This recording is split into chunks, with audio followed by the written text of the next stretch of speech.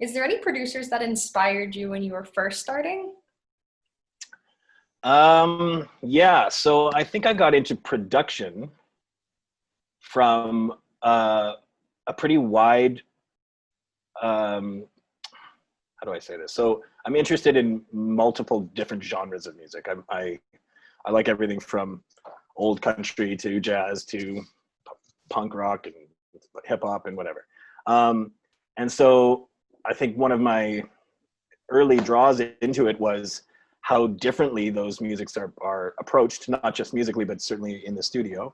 Um, there was a long time where I was nerding out on, drum machines and beat making and the whole hip hop sort of side of it rather than live acoustic instruments. And then I think I saw the name come up more often than others in reading sort of like record liner notes.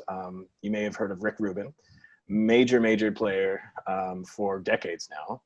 But what's really interesting about Rick Rubin and his production history is that he's done everything from very early hip hop in the 80s to Red Hot Chili Peppers to Johnny Cash's last four records.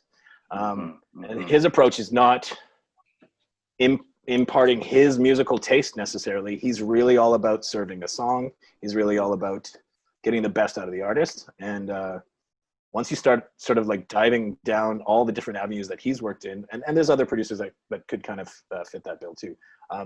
It's fascinating to me, or it was fascinating to me, that you can, what I hear in a Rick Rubin production is that you don't hear Rick Rubin. Like it's pretty transparent. You hear, and it's, the production is always as stripped down as could possibly be too.